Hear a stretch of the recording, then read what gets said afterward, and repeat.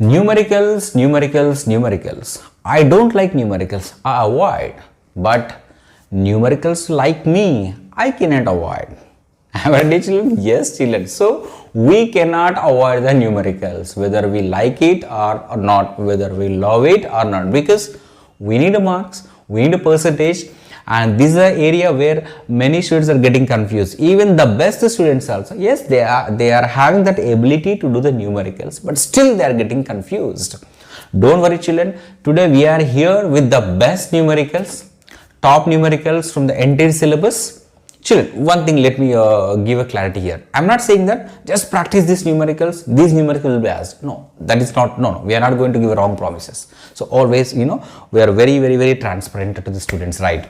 So children, so here in this video, so I am going to cover almost all models. So like chapter wise it will be there. So it will be 50 plus numericals, I feel. So if you can practice these numericals, first thing, you get a confidence that yes, I have done a numerical from all chapters. And the second one, yes, as all models are covered, you will be getting a complete idea about the numericals. And third one is that you do the best in an exam also, right? Because as I told you that yes, almost all models are covered. Definitely, may not be exactly same numerical, but same model. See, we are trying to cover the model side because we are not sure what kind of exact numerical will be given boards, right? Is it clear? So children, be ready with your pen and paper. No, pen and notebook. So that, children, let me tell you. So whenever I show a numerical here, try to pause the video. Just try the numerical. Children, again I'm telling you, you are the one going to write the exam, not me, right? So you are the one going to write the exam. So you should have a practice. So my suggestion is that just please pause the video, try the numerical. If you are interested, if you are okay, then you can comment your answer. If not, also I don't mind. But if you comment your answer, yes, I'll come back to the comments and I'll check whether it's right or wrong and I'll give you feedback. Is that clear, children? So now we are going to start a big session on the numericals. So in between, just you take a break. Okay, now. So children, previously also we have made a Maha marathon. There we have completed the entire syllabus of ICSE Physics class 10th. So today also I can say that yes, it is also continuation of Maha marathon. So don't worry, this Maha marathon is going to be stopped here because students are requesting us to make a videos for 11th, 12th also. Definitely, children, in the next month we will be starting the class 11th also. So definitely now whoever following our channel, especially class 10 children, definitely for you all we are going to make a class 11th videos also, so that it will be very useful. So now let us forget about that 11th, let us come back to the 10th class and let us focus on the numericals, so that what will happen, so that you should do the best. Okay, children, let us start without doing delay and be ready with your pen and notebook. Let us start with the first numerical, children. And here if you can notice, in today's session, first three numericals are based on moment of a force. Children, what is the moment of a force formula here? So we know that here tau is equal to force into perpendicular distance. Here one more point we need to understand, we need to remember is that clockwise movement is taken as a negative, anti-clockwise movement is taken as a positive. So these 3 points are very important to solve these type of numericals. So first numerical, if you can see here, 3 forces in a question only given, 3 forces of each 4 Newton are acting as shown in figure. Now first let us see individually each and every force is able to produce a moment. So first let us try to calculate the moment produced by each and every force. Then we can decide which one is producing a least moment and a maximum moment and a resultant moment also we can calculate. So children, let us say the moment produced by force A is equal to, force is given how much, 4 Newton into perpendicular distance 0.9. So this will be 3.6 Newton meter, and this produces clockwise direction. So clockwise moment is always negative, and the moment produced by force B is equal to force into perpendicular distance. So this will be 3.2 Newton meter, and B also will try to produce a clockwise moment only. So because the clockwise moment should be taken as a negative. Now moment produced by C is equal to 4 into 0.6. So this is going to be 2.4 Newton meter, and which produces anti-clockwise moment. So anti-clockwise moment is a positive. Now first let us decide which has the least moment, children. Yes, the force C has the least moment. What is the reason? Because perpendicular distance is less. That is the first question. Second one, which force has the greatest moment? Yes, force A has greatest moment because its perpendicular distance is more. Now they are asking, name the force producing clockwise and anti-clockwise. Here A and B are producing clockwise, C is producing anti-clockwise moment. Now we need to calculate the net moment about point O. So children, here net moment about point O is equal to moment due to A plus moment due to B plus moment due to C. So this will be minus 3.6 and the place of minus will be again minus only 3.2 plus 2.4. So if you can see here, how much we are going to get, children?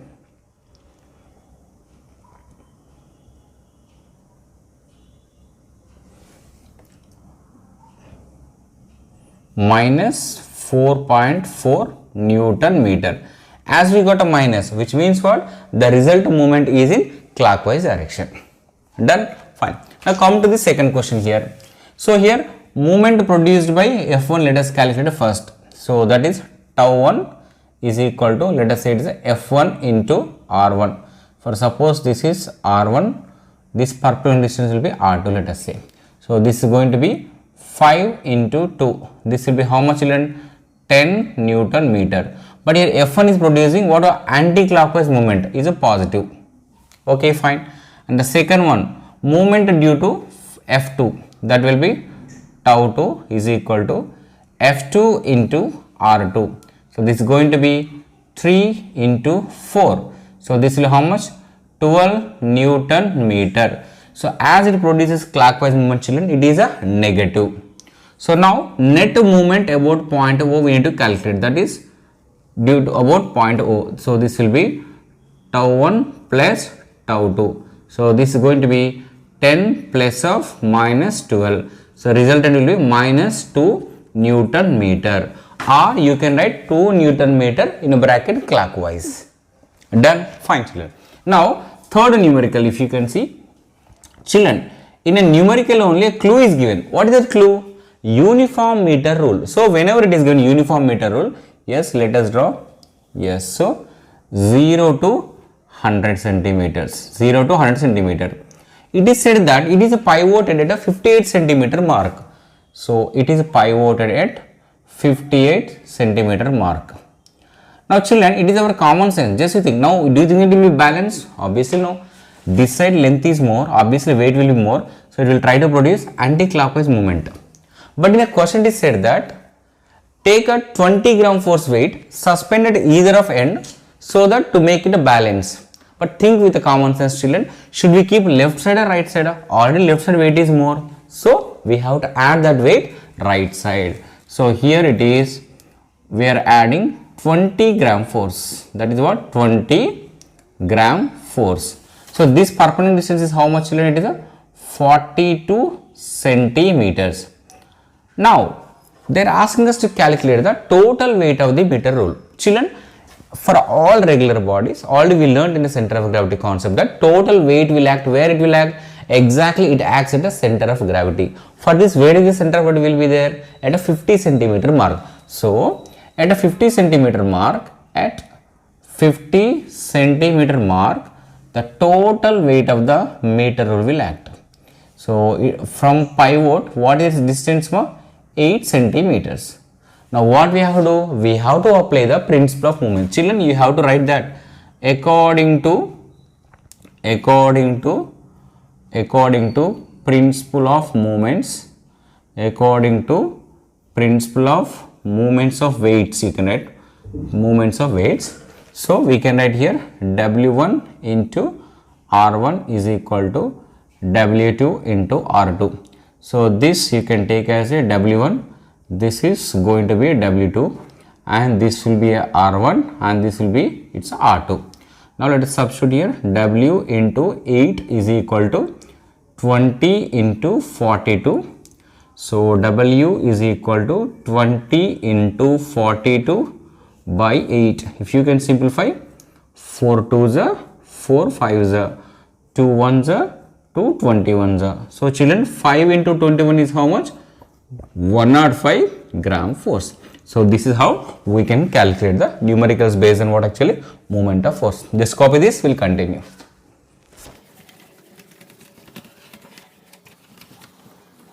Moving with two-way velocity. Children, come on, try this. Okay, so in a fourth numerical, children, pause the video, try the numerical, comment your answer. So I will check personally. Okay, look at here. So in the fourth question, power is given, force is given. They are asking us to calculate the speed. With what speed actually is going here. And here, children, first you should think about the relation. So power means we know that work by time. But we also have another relation. What is that, children, here? So power is equal to, we have force into speed. So speed is equal to what actually? Power by force. Here power is given how much? 40 kW, 40,000. So you have to write clearly 40,000 by load is nothing but force. Don't get confused, children. Here load is given, but load is nothing but the force here. This is how much? 20,000. So 20,000 once, it's twice. So V is equal to, it is 2 meter per second. Got it? Come on, children. Fifth numerical. So if you can see, two persons of a same height are climbing for a same height. So two persons of same mass climbing a same height, but in a different timings. So they are asking us to find the ratio of work done by person A, person B, and the power spent by person A and person B. Children, if you can notice here, as the persons are climbing against the gravity, so against the gravity, work done is stored in the form of potential energy. So what is the potential energy formula? P is equal to mgh. So this is work done. But if you can see, both person mass is same, okay. For both persons G is same, okay. And they are climbing for same stairs, right? So height also same. So M value, G value, H value same for both persons. Then what is the work done? Work done by both persons is same. So I can write here work done by person A to the work done by person B is equal to 1:1. Children, means here work is a constant here. So we know this formula, right? Power is equal to work by time. So whenever work done remains constant, power is inversely proportional to the time. Power is inversely proportional to time. So as per this relation, power of a person A by power of a person B is equal to time taken by a person B by time taken by person A. So time taken by person B is how much? 15 by it is 20. So 5 3s are 5 4s are. So here, so the ratio of power spent by both persons will be 3:4. Is that clear? Fine, children. Now sixth numerical. So sixth one, it is given that here both bodies have same mass but placed at a different heights. Now they are asking us to find the ratio of potential energies. Children, let us recall once again potential energy formula. Potential energy formula is mgh. But here M and G both are constant. So as per this, potential energy is proportional to the height. So we can write PE1 by PE2. I mean first body to the second body is equal to H1 by H2. H1 by H2. So for a first body height is how much? H. For second body height is how much? 2H. H cancel. So here the ratio of potential energy of two bodies is given by 1:2. Okay, fine. So in a numerical 7, children, two bodies of same mass but going with the different velocities. First one is going with the velocity V, second one is going with the double than that actually. Now they are asking us to compare the kinetic energies. So we know the kinetic energy formula. Kinetic energy is equal to half mv square. But here mass remains constant. When mass remains constant, children, kinetic energy is proportional to the square of the velocity. So now let us apply for two bodies. Ke1 by Ke2 is equal to V1 square by V2 square. So let us substitute the values. Here this is V1, okay, this is gonna V2. So it is V square by 2V square. This is what actually many students do the mistake here. And they'll cancel V square, they'll get 1/2. That is 1:2. But it is wrong. Why? Here it is 2V whole square you have to write. Children, very important. So this is going to be V square by 4 into V square. This will get cancelled. So this will be 1/4. But don't write as a P by Q form. You have to write in the form of ratio. Then only full marks will be given, children. Otherwise you lose mark. Chances that you lose mark. Is it clear? So though we are doing everything, why we should lose mark? Come on, get the full marks, right? Yes. So here KE1 is to KE2 is equal to 1 is to 4. That's it. Children, again I am telling you, whenever you are solving the numericals, first you think what is given. First you read the data. This is very, very important. Writing the data is important. Once you read the data, what happens? Obviously, you will get an idea. You will get about the formula which connects the complete data which is given. So based on that, you can what we can select a correct formula, so that what will happen, you can do the best way. Okay, copy it. Final potential energy. Children, now just look at the 8th question. This numerical is based on work energy theorem. Children, here a truck of weight 1000 kgf initially moving with 36 km per hour, and in 2 minutes it gained the speed of 72 km per hour. Then they are asking us to calculate the work done and the power of the engine. Children, here the common error, what most of the students do, the common error, you know, they don't convert directly, they'll substitute values with the kilometer per hour only. No, you have to convert into meter per second. Multiply with 5 by 18, then you will get velocity, the speeds in terms of meter per second. Now children, as per the work energy theorem, whatever the work is done, children, is equal to the change in its kinetic energy. So here, as per that, if you can see the first one here, work done is equal to half m into it is v square minus u square. You substitute the values, it is mass is equal. Children, here weight is equal to, we know, mg, right? W is equal to mg. So as per this information here, mass can be here 1000 kg. So here 1000 by 2. So v square is what here?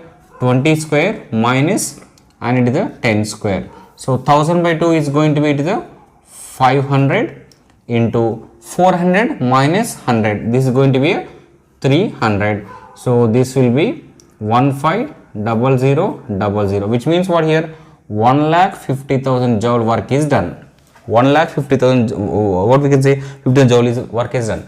Now they are asking us to calculate the power, children. So we know that, right? The second one is power. So power is equal to, we know it's a work by time. Children, time is given in minutes. That has to be converted into seconds. Okay, that's very important to be noted here. So here, this is 1,50,000 by 120. So this 120, 0, 0. So how much you'll get here? 3 4s are 3 5s are 15. So it is a 5,000. Next 4 1s are 4. How much will be there? 10 will be there. 4 2s are 8. 4 5s are 20. It is 0. So 1250. 1250 can be written as 1.25 into 10 power 3 watt, or simply you can write 1.25 kilowatt. 1.5 kilowatt. Children, this also you can write 1.5. This you can write as 1.5 into 10 to the power of 5 joules if you want. Okay, na? Is it clear? So this is how we can use actually work energy theorem. Then from here we can calculate the power of the engine. Okay, fine. Now children, let us move to the next numerical. So here I need space. Have you covered this? Okay, this space I need. This space. Okay, fine. Okay. Now, so look at the numerical 9, children. It is given that a ball of mass 50 grams is moving such that it has this much momentum. Then obviously as the body is in motion means it has the ability to do the work. So they are asking us to calculate the work done. But as the body is in motion, children, the work done is stored in the form of kinetic energy. So work done is stored in the form of kinetic energy. Now how kinetic energy related to the momentum is important. So here kinetic energy is equal to, means indirectly they are asking kinetic energy. Indirectly they are asking kinetic energy. That is here P square by 2m. So let us substitute. P square is what, children? 5 square. That is 5 into 5 by 2 into 50 by it is 1000. So this is going to be a 5 into 5. This 1000 will go to the numerator into 1000 by 50 into 2 is 100. 2 zeros, 2 is cancelled. 5 was 25. 25 into 10 is 25 into 10. 250 joules. So this much amount of work is done. Okay, fine. And 10th numerical, the very important thing is that here, look at the question actually here. A body of mass 0.2 kg is thrown vertical upwards with initial velocity of 20 meter per second. And they are asking us to calculate the maximum potential energy. Here only students will get confused. Sir, velocity is given means we can calculate the kinetic energy, but to calculate the potential energy we need height, they will think. Of course you are right only, but as per the law of conservation of energy, what is happening here? Yes, the kinetic energy is slowly converting into potential energy. So here you should write a statement according to the law of conservation of energy. This is very very important, children. So here according to the law of conservation of energy, you must write this. This is mandatory to write. Energy is equal to, so final potential energy is equal to initial kinetic energy. This is very very very important. So initial kinetic energy formula half mv square. This is going to be 1 by 2. Mass is given 0.2. So velocity is given 20 into 20 is how much? 400. So 2 ones to 0.1. 0.1 into 400 is how much, children? 40 joules of the 40 joules is the maximum potential energy. Of course, it is not a practical case, it is an ideal case because air friction is not considered. Now come to the 11th numerical, it is a practical case, children. Here they are saying that here, look at it, initially the simple pendulum of the bob is here and it is given some velocity 5 meter per second. Then they are asking us to calculate here. So doing this, so what is happening here? The kinetic energy is converting into potential energy, but the conditions are applied here. So air friction is present, so that 60% of the energy is lost. Children, 60% of the energy is lost means how much amount of energy is converting? Only 40% of the kinetic energy is converting into what total potential energy. So that's what it is written here. 40% of the kinetic energy is converting into potential energy. So here 40% can be written as 40 by 100. Kinetic energy formula half mv square and potential energy formula mgh. M cancel here, right on it, 0 cancel, 2 1s are 2 2s are 2 1s are 2 5s are. So it is v square by 5 is equal to, g value is a 10 and here is the h. Of course v value also given 5, so it is a 5 square means it is a 25 by 5 into is equal to 10 into h. Get this 10 this side, so h is equal to, it is 25 by 50. So it is nothing but it is a 1 by 2. This is nothing but 0.5 meters. So which means what here? If 60% of the energy is lost, then what maximum height the bob is raised, children? To the 0.5 meters. So you should be very careful. This is the ideal case, but it's a practical case where air friction is involved, so that some energy is lost. Okay, na? So this is how actually you should be very very very careful, children. Here only 60% of the energy is lost. Some students will take 60% of the kinetic energy is potential. No, it's not like that. You have to see 60% of the kinetic energy is lost. Sometimes they may give question like this also. 60% of the energy is converted. Then you can take a 60%. But here it is said 60% of the energy is lost. So that we are taking 40% of the initial kinetic energy is converted into maximum potential energy. Is that clear? Fine.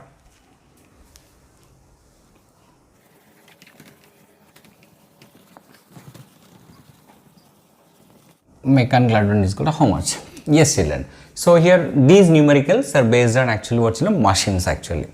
So 12th numerical, if you can see, this is based on the crowbar. Hey, it is crowbar. Don't think that it is hockey stick. Okay, I tried my level best. Children, the very important thing is that here they said that here the total length of the crowbar is 120 centimeters. Total length is given 120 centimeters, and the load and fulcrum situated 20 centimeters. So this load arm is 20 centimeters. The total is 120 centimeters. Then effort arm will be how much length is 100 centimeters. So this is a very important one where many students will miss. Directly they will take as a 120. No, it is not that. Okay, now fine. Now they are asking us to calculate the mechanical advantage. So here effort arm is given. It is not given. We calculated 100 centimeters, and the load arm is how much length? 20 centimeters. So mechanical advantage is equal to effort arm by it is load arm. So with this it is 100 by 20. So it is 5 only. What are the units of mechanical advantage? No units. Why, children? Because it's the ratio of same physical quantities. That you should not forget. Okay, fine. Now come to 30th numerical. So here is a lever is given. Children, can you please tell to which class lever does it belong? As fulcrum is in middle, class 1 lever it is. It is what, children? Class 1 lever. Now here if you can see, Okay, load of 15 kgf is supported by effort, but this has to be calculated. Okay, the thing is that the total length AB is given, okay, that is 1 meter, and AF is given 0.4 meter. So children, it is a 0.4 meter means obviously this will be how much? 0.6 meters. So AF is nothing but what actually? Load arm. And the remaining one will what actually? The distance between effort and fulcrum is what? Effort arm is how much? 0.6 meters. Now let us calculate the mechanical advantage. So here mechanical advantage formula is what children? Mechanical advantage is equal to, as we know that, effort arm by load arm. Effort arm is how much here? 0.6 by it is 0.4. So this will be 2 3s are 2 2s are. So this will be 1.5. Done. Now we need to calculate the effort, children. So here only we have a relation, right? Mechanical advantage is equal to effort by load arm. But we also know that mechanical advantage is equal to load by effort. So from that relation, load by effort is equal to, okay na? So simply we can write. So mechanical advantage is equal to load by effort, right? Okay. From this, effort is equal to load by mechanical advantage. So load is how much is given? 15 is given. Okay, and a mechanical advantage is 1.5. This can be written 3 by 2. So this is nothing but what children? It is a 30 by 3. So here effort required is 10 kgf. That's it. So we are applying just a 10 kgf only, but we are lifting 15 kg. So this both cases, these machines are acting like a force multipliers. Why? Mechanical advantage is greater than 1. Children, let us recall once again. If mechanical advantage is greater than 1, speed multiplier. If it is equal to 1, it is used to change the direction of effort applied. If a mechanical advantage is less than 1, it acts like a speed multiplier. So these things you shouldn't forget. Okay, fine. Now children, so 14th numerical, if you can see here, the number of pulleys are given 3. Okay, the load of 75 kgf is lifted with the effort of 25 kgf. Then as usual they are asking mechanical advantage, velocity ratio, efficiency. Children, velocity ratio directly I will write 3. Why? The number of pulleys. The velocity ratio is nothing but the number of pulleys. How many pulleys are there? 3. So the answer is 3. So then mechanical advantage, how to calculate mechanical advantage? So mechanical advantage is equal to load by effort. Load is how much? 75. Effort is how much? 25. So mechanical advantage is equal to 3 we got. Mechanical advantage is equal to 3 we got. Then what is efficiency, children? Yes, the third one, efficiency percentage is equal to what we can say, mechanical advantage by velocity ratio into 100.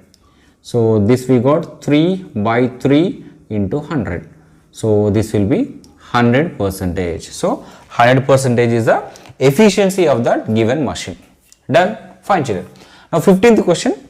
So even see the what you can say block and tackle system is given. They are asking us to show the complete diagram. So based on that you can see the answer. Okay, fine. So now let us calculate the numerical part here. Children, if a load is displaced by 1 meter, then what is the displacement of effort they are saying? Children, here the very important thing is that here this is based on the velocity ratio. So velocity ratio is equal to effort displacement by load displacement. From here effort displacement is equal to velocity ratio into load displacement. So here load displacement is 1, okay, but velocity ratio, number of pulleys, how many pulleys are given? 5 pulleys are given. So it is a 5 into 1. So this is 5 meters. Now they are asking here the question. So how many number of strands of the string are supporting the load, children? So there you can see the diagram there. 5 strands are supporting the load and 1 strand is supporting the effort. Okay, now so here 1 strand is supporting the what we can say effort, that is E is equal to 1T, load is equal to 5T. So here they are asking us to mechanical advantage. This is load by effort is equal to 5T by T. So T cancel. So here mechanical advantage is equal to 5. Children, you should understand here these two numericals. In these two numericals, velocity ratio is equal to mechanical advantage. Here also velocity ratio is 5 only and mechanical advantage is 5. So these two are ideal pulleys. Children, whatever the actual pulley here or actual machine here. So in an ideal machine, mechanical advantage is always equal to velocity ratio. But whereas in actual machine, children, mechanical advantage is always less than velocity ratio, because in exam they might ask you to write the differences between ideal machine and actual machine. So this point has to be covered. Okay, now fine. So these are the numerical. Just note down this. Come on, note down. So children, again I'm telling you, whenever I start a numerical, pause the video, try the numerical, comment your answer and check the solution.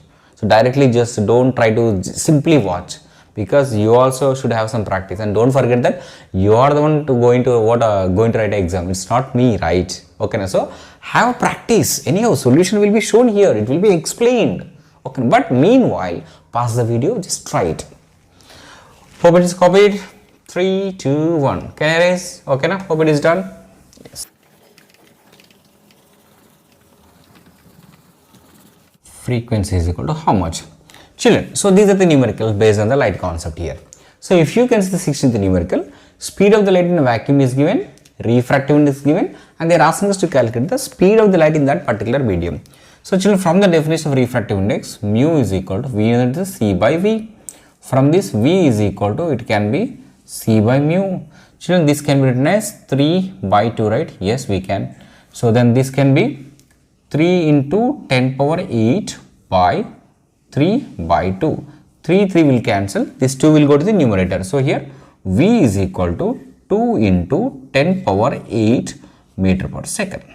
Done. So this is a very important formula to calculate the refractive index. Now 17th question is based on the refraction through a prism, and moreover it is purely a special condition, so called what is a minimum deviation, children. So in a minimum deviation condition only we have a special formula. What is that here? I is equal to, so we have I is equal to A plus delta M by 2 actually. So from this they are asking us to calculate minimum deviation, get this to this side. So delta M is equal to 2I and A will come this side, so it will be minus A. Now substitute the values. 2 into 48 minus 16. Refracting angle or angle of the prism, both are same only. So this is going to be how much, children? It is 96 minus 60. So here minimum angle of deviation will be 36 degrees. 36 degrees. Is that clear? Fine. Now come to the 18th one, children. The important thing is that here in a what is a special numerical, it is given that appears to be, children, two things we should note down: appears to be and appears to be raised. Appears to be means apparent depth, appears to be raised means shift here. But in this question, appears to be, apparent depth is given. So here refractive index is also defined as ratio of real depth by apparent depth. So from this here real depth is equal to mu into apparent depth. So mu is given by 4 by 3 and this is 2.7. 3 ones are 3, 0.9s are. So 4 into 0.9 is how much? 3.6. So meters it is. 3.6 meters. Is it clear, children? Is it clear? Just copy this because here I need space. Okay, let us try to adjust here. So children, as I am telling you, this what actually. So appears to be raised means shift is given. So children, shift formula, we know that real depth into 1 minus 1 by mu. So shift is given how much? 7. So here we need space. Okay, na? Hope you have copied this. Okay, na? Fine. Okay, look at here. So shift is given how much? 7. And thickness is nothing but real depth. Okay, that has to be calculated. 1 minus, so 1.5. This can be, it is a 3 by 2. So 3 by 2. So this is going to be 7 is equal to real depth into 1 minus, it will be 2 by 3, and 7 is equal to real depth into, if you can take LCM, 3 minus 2, it will be 1 by 3. Get this 3 this side. So here is real depth is equal to 21 mm. 21 mm. So here is a real depth which we got. Is a clear? This is very important. So real depth is equal, real depth or thickness, whatever it may be, that is a 21 mm. Okay, now fine. Now this question is based on the power and the focal length. So whenever power is given, children, you can calculate the focal length. So focal length is equal to 100 by, so means here power, focal length you are going to get in centimeters. So 100 by 2. Why? We have formula, right? So F is equal to, so P by, not this, so we have this relation. So power is equal to 100 by F. So here F is in centimeters. So this formula which we are using, so get this F this side, P get this side. So 100 by 2 will be 50. As the plus is given, is a plus centimeter. But based on this, we need to find the nature of the lens. Children, power is positive means what is the converging lens? Converging lens what? Convex lens. So hence this lens whatever is given, it is a convex lens, that is a converging lens only. Okay, now fine. The next question, linear magnification is given. They are asking us to find the relation between object distance and image distance. So we know that m is equal to v by u. So from this it is minus 3 is equal to v by u. So v is equal to minus 3u. V is equal to minus 3u. Okay, now fine. Now in this question number 22, children. So wavelength is given 550 nanometer. Nano means what? Actually is a 10 power minus 9. C value is given. They are asking us to calculate the frequency. So we know that frequency is equal to, so actually not C frequency, let us take a main formula. So speed is equal to frequency into lambda. So from this, children, here frequency is equal to C by lambda. Now substitute the values. F is equal to 3 into 10 power 8 by, this is going to be a 550 into 10 power minus 9. This will be 5.4 into 10 to the power of 14 hertz you will get. So this is how we have to solve. And children, we do one more numerical based on the lens, where we can use lens formulae, linear magnification, so that we will learn how to calculate the image distance and how to calculate the image height and even how to calculate the linear magnification also. Okay, fine. Just copy this, we do that numerical. Okay, fine. So these are the simple numericals only, but that is going to be the main one actually among all.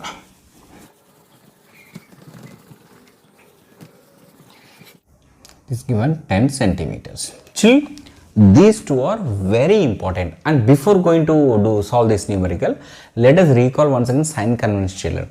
According to sign convention, again I am telling you 2 points, please let us remember very important thing. The measurements taken in the direction of incident rays are positive, or opposite direction are taken as negative. The measurements taken above the principal axis are positive, below the principal axis are negative. In a simple, for example, if you think, sir, we are getting confused, okay, you can by heart like this. How? Left side measurements are negative, right side are positive. Upward positive, what downwards negative. Simple thing. Okay, fine. And here you should know the linear, what we can say, lens formula. What is that? 1 by f is equal to 1 by v minus 1 by u. And the linear magnification formula, m is equal to v by u. So if you know this sign convention rules and these two formulas, you can do any numerical based on the lenses. Okay, fine. So as per this numerical, children, an object of height 4 centimeters is placed at a distance of 24 centimeters in front of a convex lens of focal length 8 centimeters. Now they are asking us to calculate the image height and the image distance. Is it clear? Fine, children. Now first let us write the sign according to sign convention here.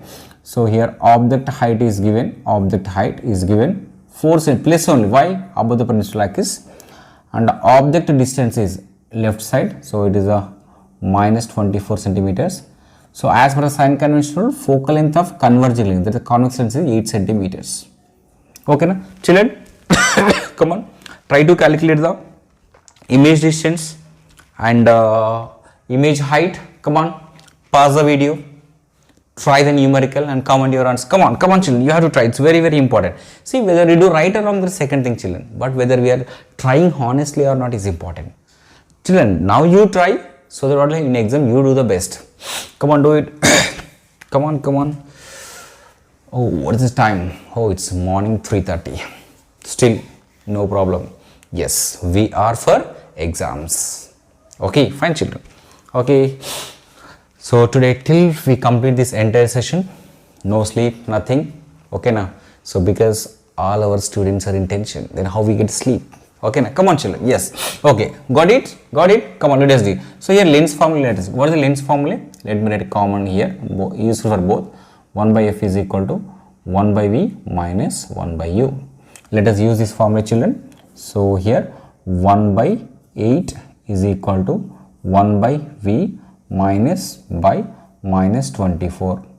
So minus of minus plus, but again if you take this side it will become minus. So it is a 1 by v is equal to 1 by 8. Children, don't get confused. Minus into minus plus only, but we are taking this left side right. So it is a minus 1 by 24.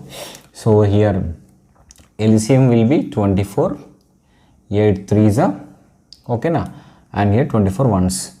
So 1 by V is equal to 1 by 24.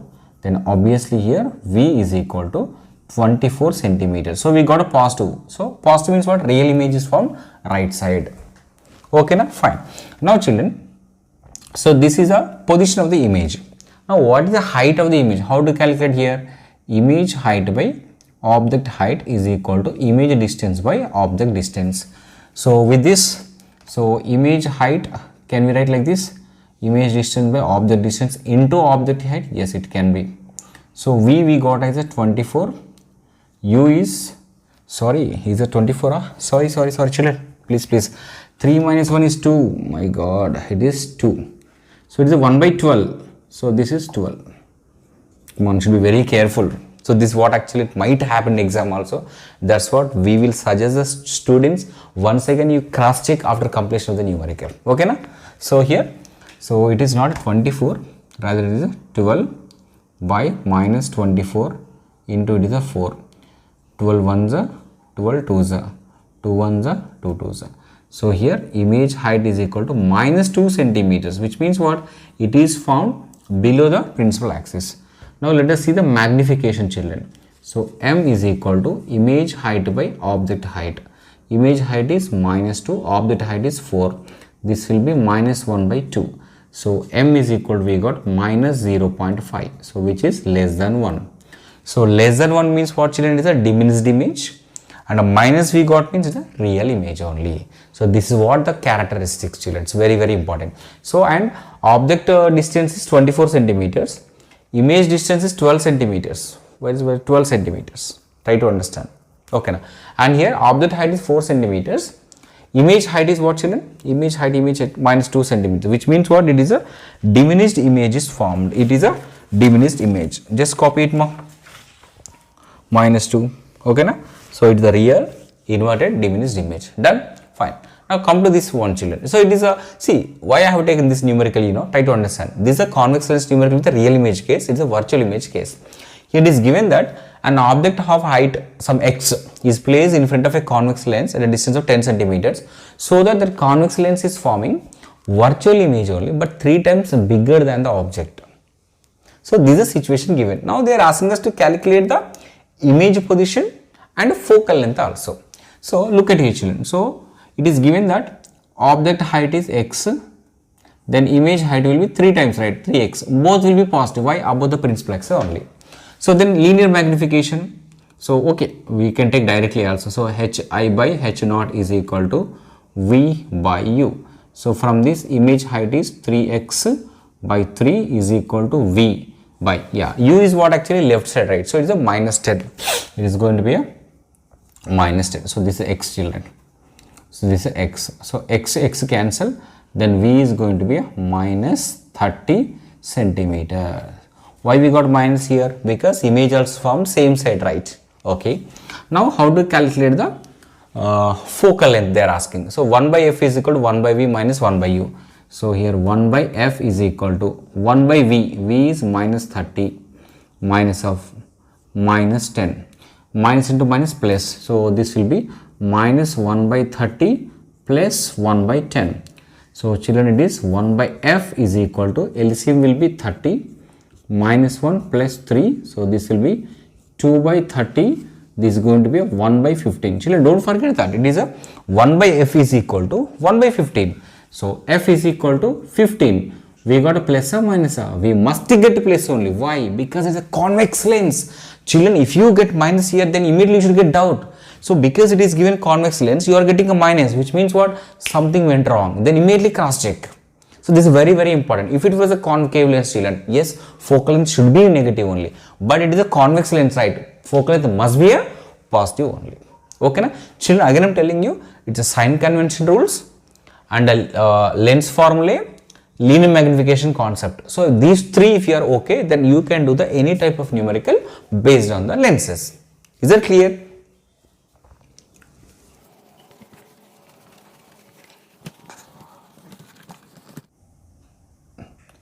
Three seconds later. So now here is the numericals based on the sound chapter. So in the 25th numerical, it is given that the person is standing between two cliffs and makes sound so that he can hear the first echo in 4 seconds, second echo in 6 seconds, and speed of the sound is given. Now they are asking us to calculate the distance between the two cliffs. So children, it is purely based on the echo numerical. So here children, first here two cases we have. Case A with what we can say hurdle A, okay, tower A, what it be, cliff A. Second case with the hurdle B or cliff B. So case 1, let us calculate for A. So here T1 is equal to what is given 4 seconds and the speed is given 320 meter per second. We know that V is equal to 2d1 by T1, okay na? So from this d1 is equal to Vt1 by 2. So V is how much? 320, this is 4 by 2. 2 ones are 2 twos are. So d1 is equal to 640 meters we got. Okay, fine. And let us say do the same thing with this one also, second one. Come on children, do the second one. Do the second one. What a total distance? Pause the video. Try it. Come on. Yes, yes, yes, yes, yes. So same formula I can take here. D2 is equal to V into T2 by 2. So this is 320 into time is how much? 6 by 2. 2 ones are 2 threes are. So D2 will be how much children? 0, 6, 9. D2. And total will be D1 plus D2. So that is D is equal to, if you can see, 640 plus 960. So this is going to be a 1600 meters. 600 meters. Are you able to see that? 600 meters. Yes. Jabardast. Fine. Now children, question number 26. So the ratio of amplitudes given. They are asking us to find the ratios of loudness. So children, we know that loudness is proportional to the square of the amplitude. From this it is L1 by L2 is equal to A1 square by it is A2 square. So with this it is 2 square by 3 square, since it is 4 by 9. So the ratio will be, the ratio of loudness will be, it is a 4:9. And the second one children, they are asking us to even find the ratio of frequencies. But here one clue is given. What is that? Same pitch. So frequency depends on the pitch. As the pitch is same, frequency also remains same. So here F1 is to F2 is equal to 1:1. That's it. Okay, fine. Come to 27th numerical children. See, 27th and 25th seems to be same, but small difference is there. If you cannot catch that small difference while doing the numericals, if you cannot identify that small thing, complete numerical will go wrong. What is that? Look at here. The person is standing between the two cliffs. Okay, might not be same person, might be different person. Show to that. Okay, leave it. So the thing is that the person is standing, one cliff is nearer to him, that is 640 meters. Here when he makes sound, he can hear the echo in 4 seconds. But second echo, 3 seconds later. Children, difference is there here. 3 seconds later means after 4 seconds, 3 seconds later. So T2 will be how much? 4 plus 3, total will be 7 seconds. So if you can take a 3 seconds and you do the numericals, gone it is. So you should be very careful. It's the latter word, latter. 4 seconds later, 4 plus 3, 7 seconds, he can hear a second echo. So now look at here. They are asking us to calculate the speed first. Okay children. So first let us take with what we can say cliff A. So for this, time taken is given 4 seconds. Yes, distance let us take it as 640 meters. So we know that V is equal to 2d by 2d1 by t1. Let us take, okay, nothing is wrong. 2 into it is 640 by it is 4. So 2 ones are 2 twos are. So if you do this, this will be 320 meter per second. That's it. And some students, you know, they will get this idea. Sir, anyhow we know the speed of the sound is 320, right? Shall we write directly 320 meter per second? Children, don't write that, because sometimes what happens, you know, see, this we are not calculating experimentally, we are calculating based on the data what is given. Sometimes some other data is given, so we are not sure that this will be 320, right? For suppose here, instead of 4 seconds, if they would have given 2 seconds, then 2 will get cancelled, then answer will be how much? 640 meter per second. So this is not an experiment. So we are calculating the answer just based on the given data. So don't come to the conclusion by saying that, sir, anyhow speed is 320. Sometimes it might match, but it is not there. Some numericals will get 330 meter per second. Then what you do? Okay, so don't write the answer directly without doing the numerical. Okay, fine. Now, so with this speed, now we will calculate d2 value. How? So we know that here v is equal to 2d2 by t2. So from this, d2 can be written as v into t2 by 2. So something is wrong. Huh? Yeah, no, fine. So then d2 is equal to v is 320, time is 7 by 2. So this will be so 320 by 2 is how much? 160 into 7. So this is going to be 0, 7 6 42, 1120 meters. So the total distance will be how much? So 1120 plus 640. How much it is? So 1760 meters. 1760 meters.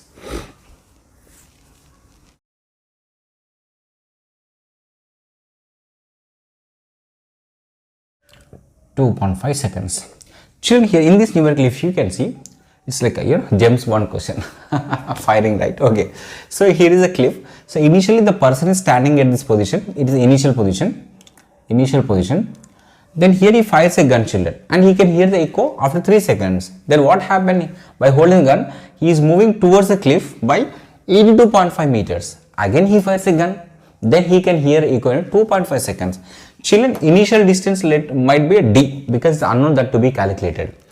And a forward direction he moved 82.5. Then from this final position, what the distance? D minus 82.5. Okay, let us take a case 1 where initially he is standing. So only we know the time. That's it. 3 seconds. So from this, children, we know that v is equal to 2d by t. So here from this, what can we write here?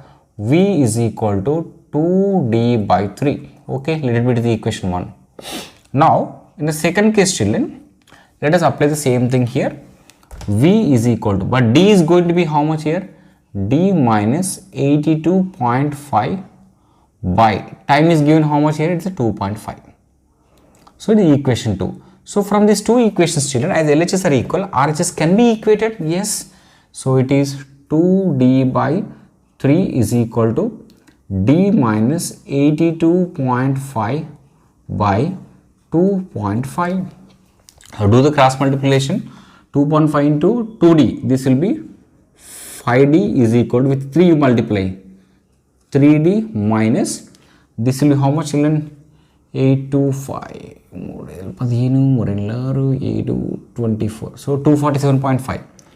247.5. Okay, now? Is it 247 correct only? Yeah, 2d3 by check. Okay. Why are we getting minus? We should not get a minus, right? Check here. Yeah, we missed one thing. 2 times, children. 2 times. It is 2 is missing. Here 2 is missing. Okay, now. So then, so this is going to be a 6 into d minus 82.5. So this will be 5d is equal to 6d minus. So 82.5 into 6 is how much? 82.5 into 6. So it is going to be a 495. 495. So get this 5d this side. This will be this side. So it is 6d minus 5d will be d is equal to 495 meters. So he is standing 495 meters, means in an initial position. Now let us calculate the speed value, children. Yes, to calculate speed, you can d value you can substitute either in first equation or second equation. Anything is okay. Let us substitute d value in equation 1. So then get v is equal to 2 into 495 by 3. So here 3 ones are 3, 3 6, 3 5s. So this will be 0, 3, 3. Shall look at here. Here how much we got speed? So speed we got here 330 meters per second. That's what I'm telling you. It is not always 320 only. So it depends in the data given. Sometimes you may get 320 meter per second, sometimes 330 meter per second, sometimes 340 also, depends the data given. So don't come to the conclusion, and some students directly they'll do something, finally if they are not getting, so they'll write 320 meter per second. No, it is not that actually. So with this actually you should understand. Okay, so purely it depends in the data given. That's it.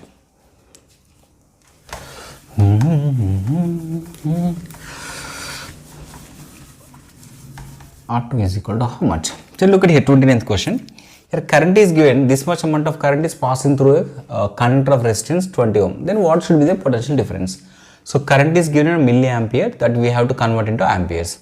So we know that V is equal to IR, children, Ohm's law. Okay, so it is 0.2 into 20. So this is going to be a 4 volt. That's it. And here 30th question is given that two wires with a different radius but of same material. Children, as long as the material is same, resistivity is same. So hence rho 1 is to rho 2 is 1 is to 1 only, because same material. But how to calculate the ratio of the resistance? Children, we know that resistance is inversely proportional to the area of cross section. Hence it is inversely proportional to the square of the radius. So we can write here it is a R1 by R2 is equal to R2 square by R1 square. Here you may get one doubt actually, sir, should we convert millimeter into meter? If you convert also nothing makes difference, will get cancelled anyhow. So this will be 2 square by 1 square. This is 4 by 1. So the ratio of the resistances of the two wires, though they are made up of with the same material, why the resistance is different? Because the resistance depends on 4 factors: nature, length, area of cross section. That is also matter here. Okay, now fine. Now 31st question. So here wire of resistance 1 ohm stretched to double to its length, stretched to double to its length. Then what will be the new resistance they are saying? Children, whenever wire is stretched, what will happen? Its length increases but area of cross section decreases. Try to understand. So here initial area of cross section is A, but finally it will become 2A. Okay, now initial length will be L, now it's a doubled, so 2L. So in both cases rho is a constant because we are not changing the material. So we know the common formula, R is equal to rho into L by A. So let us apply for 2 cases. So it is R1 is equal to rho into L by A. So that is L1 by A1. Here for a second wire it is R2 is equal to rho into L2 by A2. Okay, now. So this let us say equation 2, equation 1. So let us do the 2 equation, divided second equation with the first equation. It is going to be a R2 by R1 is equal to rho into the L2 A2, L1 A1. Now look at here. So L2 is what, children? It is a 2L by A by 2 by, right on, L1 will be L only, A1 will be A only. So A cancel. So this L will go to the numerator. 2 into 2, 4. That's it. So R2 is equal to 4 ohm. Okay, na? Fine. Now come to 32 question. Here it is given that wire of resistance 9 ohm is a tripled on itself. Means as we are tripled on itself, obviously dimensions change. So hence resistance change. Now they are asking us to calculate this resistance actually. Look at it, same concept, same thing. Till here it is everything same. Let us use the same formula here.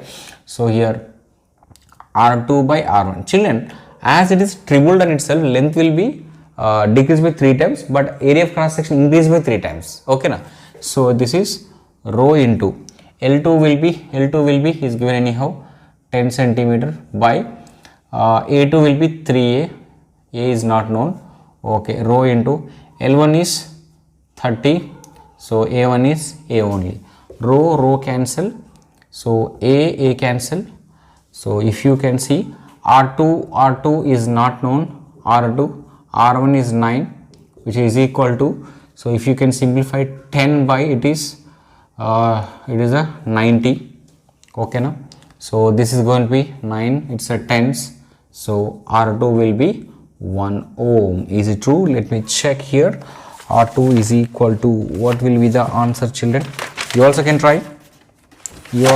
So R2 answer is going to be how much? Is it answer 1 or something else? If it is wrong means again let us cross check once again. So but see the concept whether we are following is right or wrong. Okay, that's it. Yeah children, it is right only. So just I got confused. No, it's a bit drowsy, feeling drowsy, right? So bit doubtful. Okay, right or wrong things are going. Okay na? Come on children. So till we score, till our exam finish. Okay now, we should be alert and we should get motivated ourselves. Keep on practicing, keep on working. After exam, full rest. Don't worry. Okay, now after exam, let us take a rest. Hey, by saying like that, don't miss your sleep and food. Children, eat the food properly. Have enough sleep. That is also very important. Then only what will happen, our brain will work properly. Just by saying exam, don't avoid food and sleep. These things are very, very important. Have the food, but take light food. Have the sleep, enough sleep. Enough sleep means not like 10 hours, 12 hours.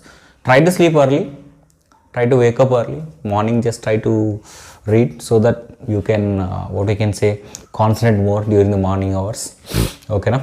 Morning hours.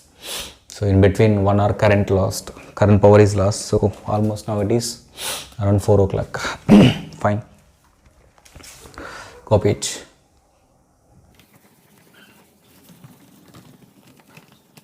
Internal resistance R. So children, look at the 33 numerical. 2 resistors, 4 ohm, 6 ohm. If they are connected in series, what is the resultant resistance? Children, in a series combination, we know that RS is equal to R1 plus R2. So based on this 4 plus 6, it is going to be a 10 ohm. That's it. But when the same 2 resistors are connected in parallel, children, 2 resistors are connected in parallel. Directly you can use this formula. RP is equal to R1 R2 by it is R1 plus R2. So this is 4 into 6 by 4 plus 6. This is 24 by 10. So this is going to be a 2.4 ohm. Children, here you can get an important conclusion. Here 2 resistors, here same 2 resistors. But remember that when 2 resistors are connected in series, the resultant resistance is increasing. But whereas when the 2 resistors are connected in parallel, the resultant resistance is decreasing. This is a conclusion which you should remember. Okay, fine. Now 34th numerical. So here 4 and 8 and x comma 5 are connected as shown in figure, and the resultant resistance is given 4 ohm. But they are asking us to calculate this x ohm resistor is what actually. Okay, children, these two are in series, these two are in series. So can we write the same circuit like this? 4 plus 8. So I can write this is 12 ohm. Yes. Now this can be x plus 5 ohm. Okay. Now as these two are in parallel, right? So parallel connection R1 R2 by R1 plus R2. Let it be this R1. This is R2. So we can write R1 into R2, that is 12 into x plus 5 by 12 plus x plus 5, x plus 5. And this resultant resistance is given. How much is given? Parallel. 4 is given. Yes, it is a 4. Okay. Now do the cross multiplication. So this will be x plus 12 plus 5, 17. So x plus 17 into 4. So 4x plus 17 for 68. 68 is equal to 12x plus 60. Get this 4x that side. So 12x minus 4x is going to be 8x is equal to 68 minus 60. It is 8. So x is equal to 1 ohm. So x value is how much? It's 1 ohm. Okay, fine. And this 35th, it's very, very, very important. First, understand this numerical is very important. Many students, by seeing this numerical, they leave, but it is the easiest numerical. The question is given that 2 resistors, when they are connected in parallel with a battery, 1.2 amperes current is drawn. Okay. Same 2 resistors, they are connected with the same battery, but in series, 0.4 ampere current is drawn. Then they are asking us to calculate the EMF and internal resistance of that battery. Very simple. Children, in this case, what is given here? Current is given how much? 1.2 ampere. Okay. Here, current is given 0.4 ampere. Now, what is the external resistance? 2 plus 2, 4, because they are in parallel. And here external resistance 2 and 2 parallel. Children, means 2 into 2 by 2 plus 2, 4 by 4. So it is a 1 ohm. But the thing is that we have to calculate EMF and internal resistance. So think about the formula which gives the relation between current, internal resistance, EMF, external resistance. Children, we know that here current is equal to EMF by R plus R. Okay, na? So from this we can write EMF is equal to I into R plus R. Now this we are going to apply for in two cases. In the case 1, let us apply first. You will get one equation. So EMF is equal to 1.2 into 1 plus R, equation 1, and here is equal to 0.4 into 4 plus R, equation 2. In these two equations, as LHS are equal, RHS can be equated. So it is 1.2 into 1 plus R is equal to 0.4 into 4 plus R, 0.41, 0.3. This will be multiply with this 3 plus 3R is equal to 4 plus R. So get this 3 this side, get this 4 this side. So this will be how much more? So this will be 1 is equal to 2R. So R is equal to 0.5 ohm. This is internal resistance. Now this value, children, either you can substitute in a first equation or you can substitute in a second equation. Anything is okay. Okay, anything is okay. Substitute in this only. Nothing is wrong. So EMF is equal to 1.2 into 1 plus 0.5. It is a 1.5. Okay, na? So this will be 1.2 into 1.5 can be written as 3 by 2. 2 ones are 2, 0.6. So 0.6 into 3 is how much? It is a 1.8 volt. Okay, so this is how we can solve the numerical. Children, here understanding the numerical is important. Once you can understand the numerical, solution is very simple, right? So no need to do that much hard work. So do the smart work. Understand the numerical. Okay, children, again and again I'm telling you, whenever you are solving the numericals, first write the data what actually given. Once you can write the data given, obviously you will get that thought. Okay, na? Yes.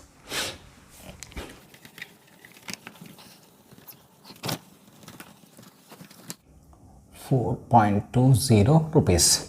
Children, look at the 36th question. Here is given the voltage is 220 volt, power is given. They are asking us to calculate the resistance and the safe limit of current.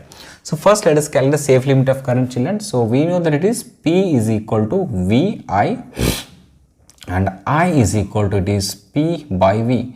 So P is given how much? It is 100 by 220. So if you can solve, approximately you will get 0.45 ampere. Approximately I am telling. Okay, just you can check. But in exam you should do at least up to 2 decimals, children. Up to 2 decimals. Now here second one we need to calculate the resistance. We know that power P is equal to the V square by R. But they are asking us to calculate resistance. So R is equal to V square by P. So R is equal to V square means what, children? 220 into 220 by it is 100. 0000 cancel. So 2020 22 not 2020.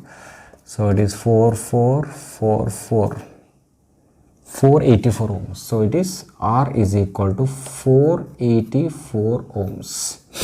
484 ohms. Clear? Fine, children. Now if you can see here, the very important thing is that here it is given that here bulbs with the same power but connected to the different power supply. Try to understand. Two bulbs are having same power. Now they are asking us to calculate the ratio. Is it the same? Let me read out the question. 37th read. Yes. Two bulbs are rated 60 watt, 220 volt, 60 watt to 110. Yes. So power supply is different, but the power is same. Then they are asking us to calculate the resistance, children. So we know that here power is equal to V square by R. So anyhow, as power is constant, so this will be we can add R is proportional to the V square. So here it will be R1 by R2 is equal to V1 square by V2 square. You may get one doubt, sir, where it is given that power is remains constant. See here, for both bulbs 60 watt, 60 watt. So power remains constant only. So V1 square is what here? 220 into 220. V2 square means 110 into 110. 0 0 0 0 11 ones, 11 twos, 11 ones, 11 twos. So this will be 4 by 1. So it is, answer is R1 is to R2 is equal to 4 is to 1 is the answer. Okay, now fine. And here power rating of the geyser is given. So first we have to calculate the safe limit of current. So from this, power is given anyhow, it is a 1500 watt. Okay, and V is given 250 volt. Now safe limit of current is equal to this P by V. So this will be 1500, power is 1500 by 250, 0 0 cancel. So this will, how much will get now? 6 yes, it is a 6 ampere is a current, 6 ampere, first one. Now second one, they are asking us to calculate the energy in a 50 hours. Children, electrical energy must be calculated power into time.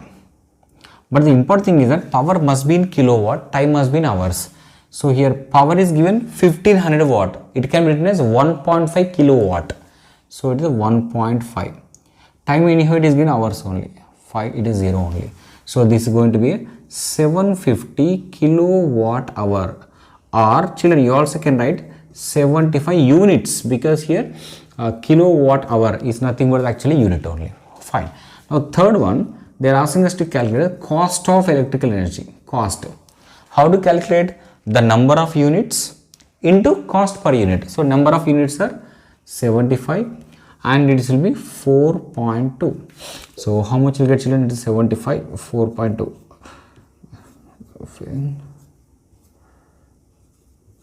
So this is rupees 315. This is how we can calculate the electricity bill.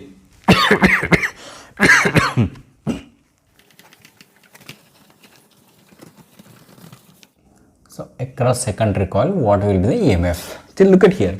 Here this question seems to be very simple, but a little bit logic also needed. We should do the numerical, but logic also we have to apply. They are saying that a fuse of current rating 8 ampere and the appliance of what you can say power rating 5 kilowatt 200 volt. The question is that can we connect this fuse to this appliance, they are saying. Okay now. So first you should know that okay, fuse is rated 8 amperes means what ma? It can accept current only up to 8 amperes. If current exceeds 8 amperes, what happens, children? If current exceeds 8 amperes, then obviously the fuse will melt, right? Yes or no? The fuse will melt, means it get fused, it won't work only. So first we have to see what is the current is drawn by this electric appliance. Look at here. So power is given, it is a 5 kilowatt means what actually here? 5000 watt, and a V is given 200 volt. So safe limit of current or maximum current can be drawn by this electric appliance will be power by voltage. So power is given, it is a 5000, it is 200, 0 0 0 0, 50 by 2. So current is how much? 25 amperes. Very important. So it's a current of the appliance. Current drawn to the appliance. This is current rating of fuse. Children, remember that here means the fuse can be connected to the electric appliance if and only if this F should be greater than or at least maximum greater only, but in a very less case equal to IA. Because this electric appliance is taking more current. If 25 amperes current flow through this fuse of rating 8 amperes, can it be work? No, it won't work only first of all. It will get fused. So this can't be connected to this. Okay, fine. And it's one numerical based on electromagnetism. Of course, this year we don't have a numericals based on electromagnetism chapter, but just for sake of concept only. So we know that here, children, EMF is proportional to the number of turns. So obviously it is a EMF across a primary coil by secondary coil is equal to NP by NS. Now just substitute here. EP is given how much is a 220. So secondary coil we have to calculate. Children, look at here. The number of turns in secondary coil is less, which means what it is it is what actually step down transformer. Transformer will work on the which principle? Electromagnetic induction. Okay na? And what is its duty? To alter the input voltage or input EMF only. And it won't work with a DC current, it works with only AC current. Okay na? Fine. So NP it's 800 by 8. So 8 it is 100. So secondary coil this will be 220 by it is 100. So which means what here, ES is equal, means EMF across secondary coil is equal to 2.2 volt. Now look at here, it was 220, now it is a 2.2, which means what, the EMF got decreased. So that's what I'm saying, it is a step down transformer. So with the values also, of course in exam they might give, see numericals are not there, but if the, what we can see, EMF is reduced to 2.2, so name the type of transformer, step down transformer. Okay, so this is how you have to solve the numerical based on current, electricity and electromagnetism.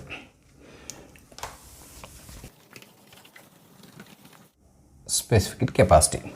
So children, according to the 41 numerical here, so the mass of copper is given 100 grams and they are asking us to calculate the amount of heat energy required to raise the temperature of 100 grams of copper from 20 degrees Celsius to 70 degrees Celsius. So the change in temperature is how much? 50 degrees Celsius. Here you may get one doubt, sir, why did you convert here? Children, the very important, very means very much important. Whether should we convert or not, it depends on the value of the specific capacity. If a specific capacity is given joule in terms of kg, mass has to be taken kg. If it is in grams, keep it in a grams only. But because it is given kg, we have converted. So we know that here Q is equal to mc delta T. So M is given how much? 0.1 and here C is 390, delta T is, it is a 50. 0, this point will get cancelled. So this is 390 into 5, this will be 0, 5, 19. So 1950 amount of heat energy is required. This 42 question, easy question only, but many students will do wrong actually. So it is given that some heat is imparted to an object so that the temperature is raised by 15 degrees Celsius. Now they are asking us to calculate the corresponding rise in temperature in Kelvin. The moment the students will see degree Celsius Kelvin, they will try to add plus 273 or minus 270, something like that they will try. But try to understand, they are talking to the rise in temperature. Children, rise in temperature or a fall in temperature, in both scales, it will be same only. It means in a Celsius scale and as in a Kelvin scale, the rise in temperature is same, which means what, 1 degree Celsius is equal to 1 Kelvin. Means we are talking about the change in temperature. We are talking about change in temperature. So as here 1 degree Celsius is equal to 1 Kelvin. So obviously 15 degrees Celsius is equal to 15 Kelvin. So the answer is 15 Kelvin. Excuse me. Fine. Now 43 questions. Here it is given that electric heater of 600 watt is placed in a liquid of mass 4 kg such that in 100 seconds it's changing the temperature from 10 degrees Celsius to 15 degrees Celsius. Now they are asking us to calculate the C dash, that is the thermal capacity, and the C specific capacity. So children, we know that actually power is equal to rate of supply of heat, right, Q by T. So this can be written as mc delta T. Better take here T, don't get confused because time T. So power is given how much? It is 600 is equal to mass is given 4. C has to be calculated. Delta T is how much? It is 5 and time is given 100 seconds. 100 seconds. 5 ones are 5 20s are 4 ones are 4 5s are. So C is equal to, if you can take 5 this side, it will be 3000 joule per kg Kelvin. That's it. Then what is the thermal capacity, children? Yes, so we know this relation. C dash is equal to M into C. M is given 4, this is 3000. So this is going to be 12,000 joule per Kelvin. So this relation is very important. So thermal capacity or heat capacity is equal to mass into specific capacity. So by using this relation we got this. That's it.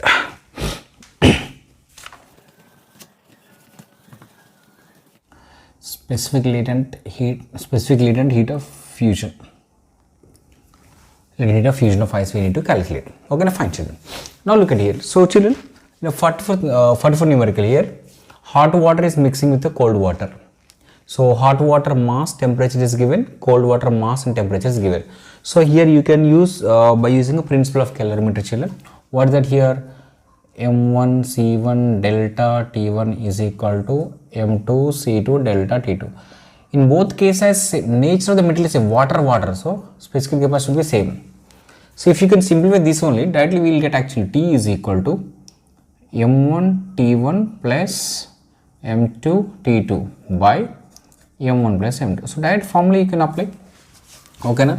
So this is given. Here you need to convert into grams to kg, anyhow will get cancelled. Okay na? So this is 200 into 80 plus this will be 300 into 10. So here my area here dogs are barking like anything.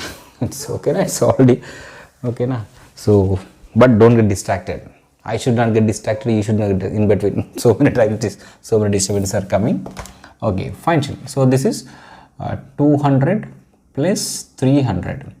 So this is going to be a 16,000 plus 3,000 by it is 500. This will be 19,000 by 500. 0, 0, 0, 0 cancel.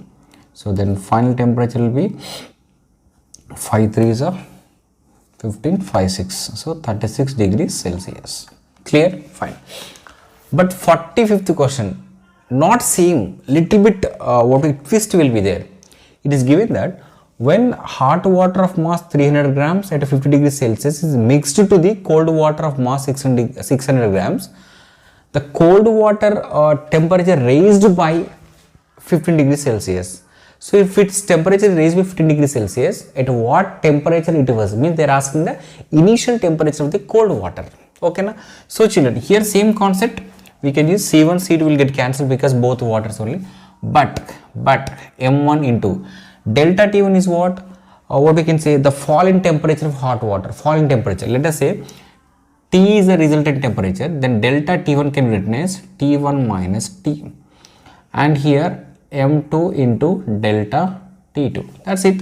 So M1 is here is 300 into 50 minus T is equal to 600 into 15. So 300 ones, 300 twos. So it is a 50 minus T is equal to 30. So T is equal to 20 degrees Celsius. But this is not answer. This is a resultant temperature. They are asking us to calculate T2.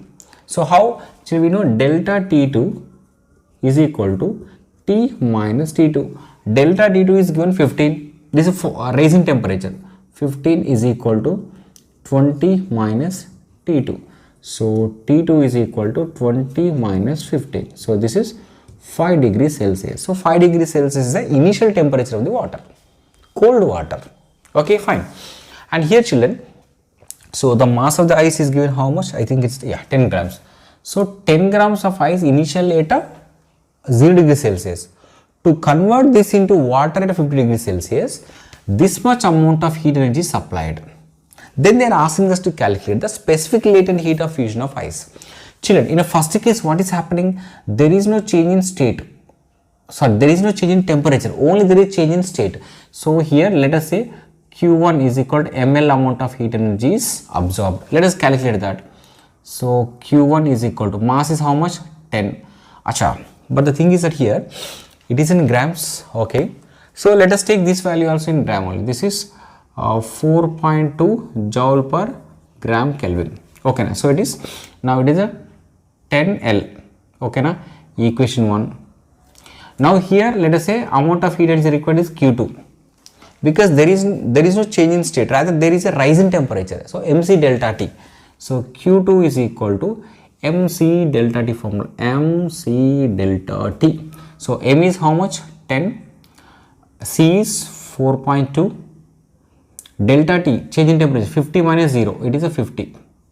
So this is 42 into 50, this will be 0, 0, 21 joule. Now here total heat is Q. Can we write Q is equal to Q1 plus Q2? We can write. Children, Q is equal to Q1 plus Q2. But Q total heat is given 5460 is equal to 10L plus 2100. From here 10L is equal to 5460 minus 2100. This will be how much? 3360. 0, 0 cancel. So L is equal to 336. So units are, so L is equal to Q by M, right? So it is a joule per gram, children. Joule per gram. So this is how we can calculate the specific latent heat of fusion of ice. Just to copy this, we'll discuss one important numerical in the calorimetry where many students will get confused. So that will be the last numerical, not in the session, in the calorimetry, but it's the most wanted where many students are going to get confused.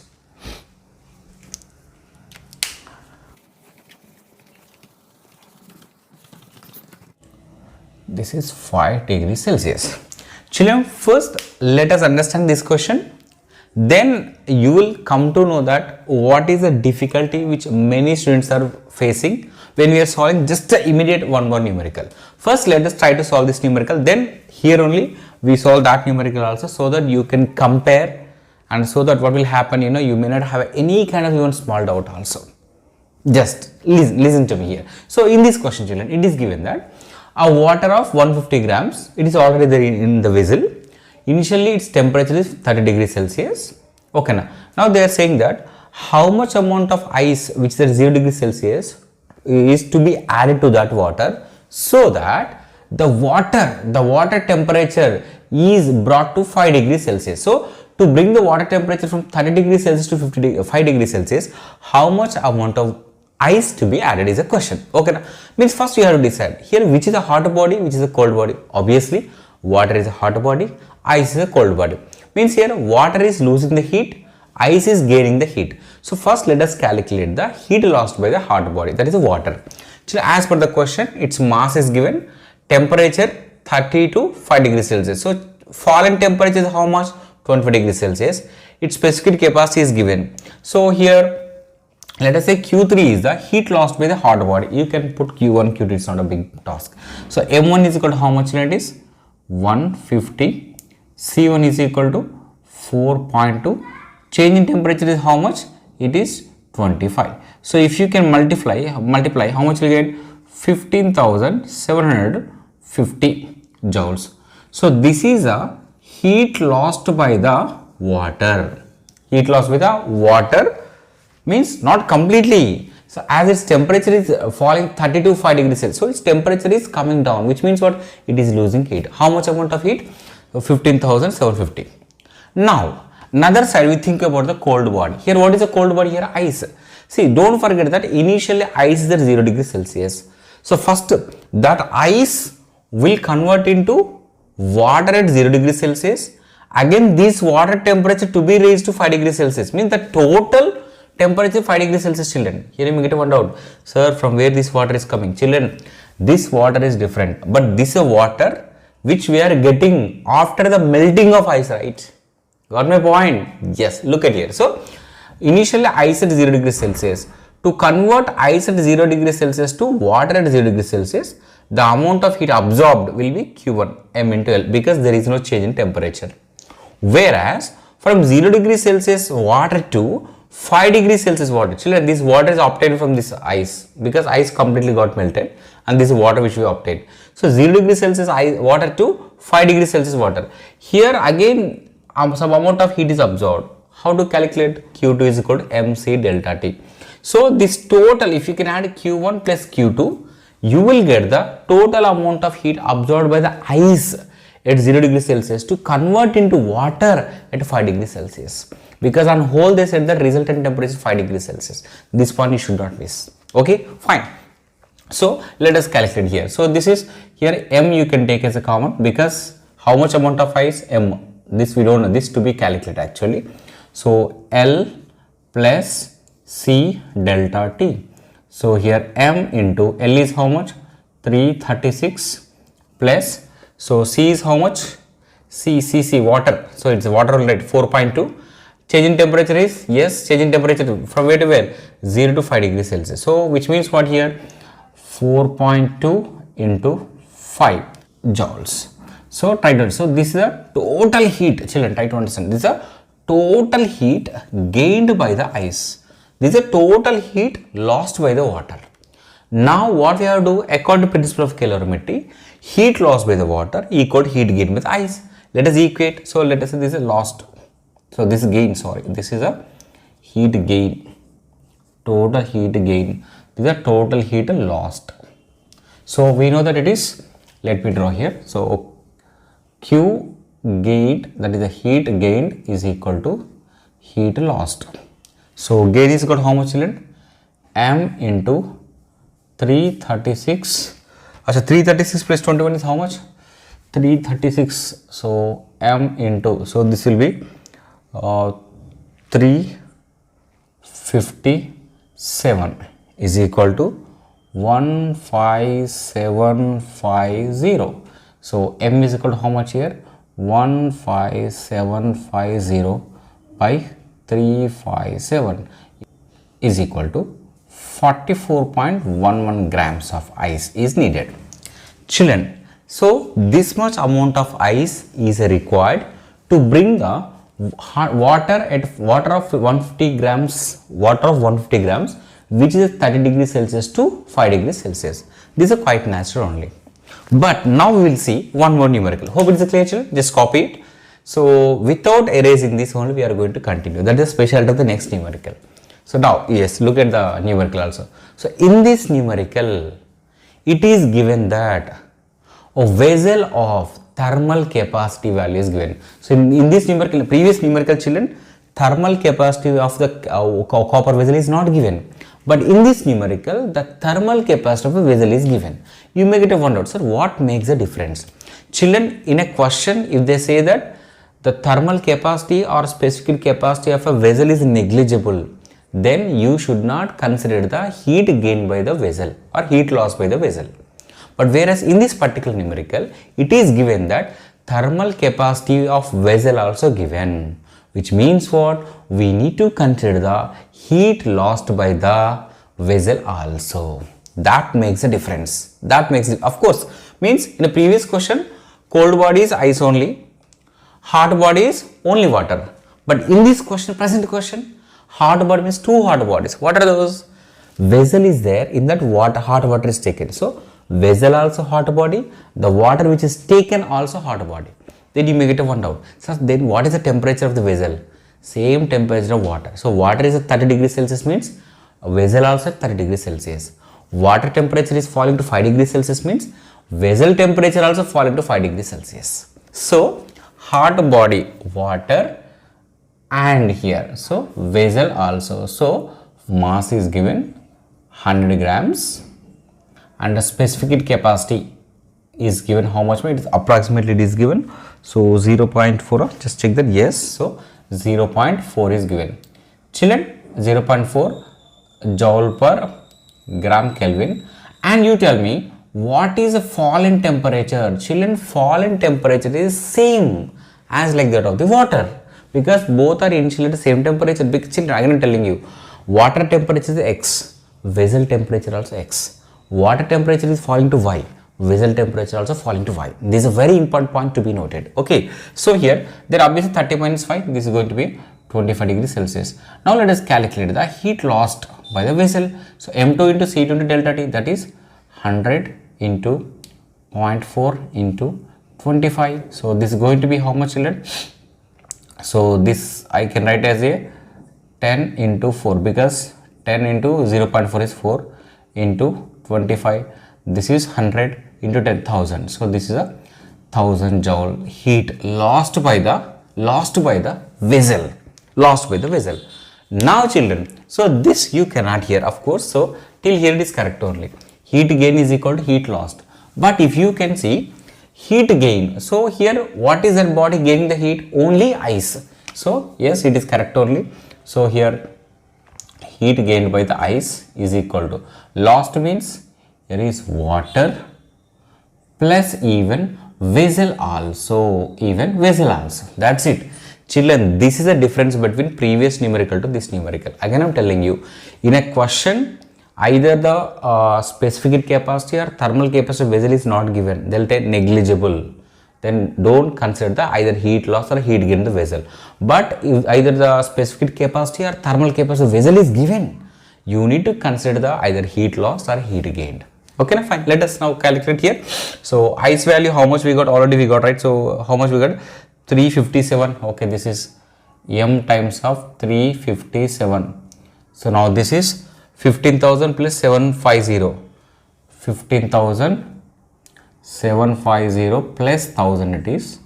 So this is going to be 375 times of m is equal to 16,750. So m is equal to 16,750 by 375, which is equal to 46.92 grams. Yes. So look at here. So in a previous question, same data, but we got answer 44.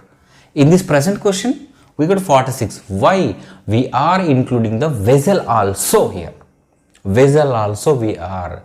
Vessel also. Children, again I am telling you, in a question you need to see whether vessel thermal capacity or specific capacity negligible or not. Negligible means don't worry about that vessel only. If not, if its value is given, then you need to consider the heat loss or heat gain. Okay na? So just copy this, children. Don't get confused. So even we continued with the same. See, voluntarily I have taken this numericals. Voluntarily I have taken the same values so that you should get a clarity. Okay na? Copy it.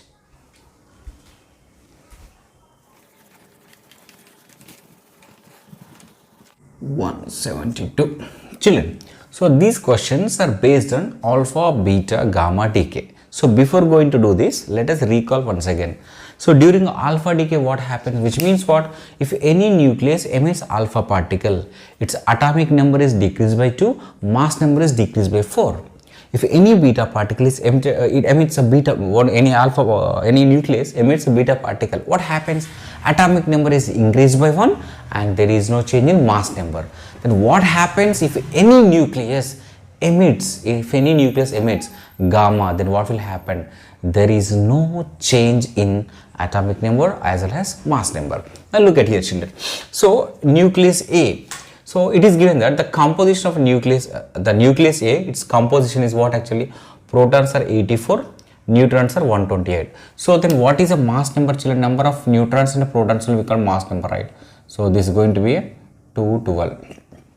So 212 is a mass number of the nucleus A. Nucleus A. So let us write here. So nucleus A, atomic number is 84, mass number is 212. We got fine. Now what is happening? It is emitting one alpha particle and converts into beta. Children, whenever alpha particle emitted, atomic number is decreased by 2. So 84 minus 2, 82. Mass number is decreased by 4. So 212 minus 4, 208. Now let us write its composition, children. Very good. So number of protons are 82 and number of neutrons are how many here? 208 minus 82 you should do. It's very important. 208 minus 82 is going to be how much, children? So 100 means it is 18, 1188, so 16, 2. So it's a 126. 126 is a what we can say number of neutrons. Now what is happening? This nucleus B emits again beta particle. Children, whenever any nucleus emits beta particle, its atomic number is increased by 1, but there is no change in mass number. So what happens? Increased by 1 means what? Here is 83 and no change in mass number. Okay na? Fine. And here what is the composition? Yes, number of protons are 83 and number of neutrons, that is mass number minus proton number, right? So 208 minus 83 is how much, children? So it is 117 plus 8, so 15. So 125, this is 125. Now they are asking, what happens if C emits gamma? Will there be any change in its composition? No, because during the gamma decay, there is no change in mass number, there is no change in atomic number. What change will be there, children? There will be a change in the nucleus energy. Got it? Fine. Now come to this 50th question. It is given that some X nucleus emitted 2 alpha particles, 1 beta particle. Finally it got finally what is radon? It's not R, I think so. So what is that actually exactly? Some nucleus. Okay, so let me check that. So it should be radon, but I think it should be R is given, but it should be radon actually. Okay, let it be, it's R only, some nucleus. Okay. Now, what is the atomic number of this X and the mass number of this? And they are asking about the composition. So, how to solve this, children? Try to understand. One alpha particle is, after emission of one alpha particle, atomic number is reduced by 2, mass number is reduced by 4. One alpha. See, for one alpha only, atomic number is reduced by 2, mass number is reduced by 4. If 2 alpha particles means atomic number is reduced by 4, mass number is reduced by 8. Try to understand. Very, very, very important. Very means very much important. Then what are beta particle? When a beta particle is emitted, what happens? Atomic number is increased by 1. So, the simple method we can do this. So, let us not make it a complicated. So, for suppose it is X, Z, A. First it emitted one alpha particle, let us think. Then it is going to be a Z minus 2 and it is going to be A minus 4. Okay. Now again it emitted one alpha particle. So minus 2 is how much, children? Let us say it's X1, it's a let us say it's a X2. So Z minus 2 minus 2, Z minus 4, A minus 4 minus 4, A minus 8. So finally it emits one beta particle. Okay. Converts into what? Converts into what, children? 85. Okay. Converts into, actually look at here. So means atomic number should be increased by 1. Z minus 4 plus 1. So it is going to be Z minus 3. No change in mass number. No change in mass number. So here we got Z minus 3. Here we got A minus 8. Now compare these two. Compare this. So Z minus 3 is equal to 85. So Z is equal to 88. Okay. So A minus 8 is equal to 222. So A is equal to, it is 230. That's it. This is a mass number and it's the atomic number of the X. Is it clear? Simple matter. Fine. Now this 51 question, children, here. Very simple here. So what happened? Which particle is emitted? Beta particle is emitted. So here atomic number is increased by 1. No change in mass number. That's it. And here if you can see urine to thorium, atomic number is decreased by 2. Mass number is decreased by 4. What is that particle emitted, children? Definitely is alpha only, right? So here alpha only, it carries 2 units of atomic number, 4 units of mass number. Okay, fine. And look at C here. So P atomic number is 92, mass number 238. Emitted alpha particle. So atomic number should be decreased by 2. So it should be 90. Mass number is decreased by 4. So it is a 234. Okay. And after emission of beta particle, no change in mass number, that is 234 only. But atomic number should be increased by 1. 91. Again same thing happened. 234 is carried because during beta decay, no change in mass number, but atomic number is increased by 1. So it is 92. That's it. Okay, fine. So bit D. So here what happened? So a symbol. See here we need a space, right? So better hope it is erased. Sorry, can we erase? Yeah, not hope it is erased. Hope it is copied, right? Okay. Yeah, look at here. So almost. So it's 4 crossed. So people got up and going to outside. So we can hear that bike sound. Fine. Look at here. So bit D. So X is given. Atomic number is Z. Mass number is A. What happens if it emits alpha particle? So here atomic number is reduced by 2. Mass number is reduced by 4. Again it emits gamma. So gamma means no change, right? So for X2 it will be Z minus 2, A minus 4 only. But this X2 is emitting 2 beta particles. Please try to understand. If 1 beta particle is emitted, atomic number is increased by 1. 2 beta particles means atomic number increased by 2. So Z minus 2 plus 2. So it is going to be Z only. Z minus 2 plus 2. And no change in mass number. It is A minus 4 only. That's it. And that even. Children, this is a reverse order we have to come. So look at here, X3, it is given 69, 172. So look at here, one alpha particle is emitted. After emission of alpha particle 69, try to understand. After emission of alpha particle, atomic number is decreased by 2, mass number is decreased by 4. So after it is 69 means before it should be 71, so that only decreased by 2. So here it is 176. So children, I am talking reverse order. After emission decrease by 4 means before it should be 176. So this is x2. X2 this is. Now look at here. So 4, and here also after emission of 1 alpha particle it became 71. So means before it should be 73, because after emission of alpha particle atomic number is reduced by 2 like that. So this is actually it's the x1, and after emission of alpha particle mass number is 176. So before it should be 180. Look at here. So that atomic number is reduced by 4 after emission of alpha particle. So before it should be greater than 4, more than 4. Try to understand. It should be 4 extra. 176 means here 180, because after emission of alpha particle it will become 176. This will become 171. So 1 alpha. So now it's beta. So here what happened here? After emission of beta particle it became x1 73 180. Children, we know that before emission, after emission mass number will be same only. So for mass number of x it will be 180 only.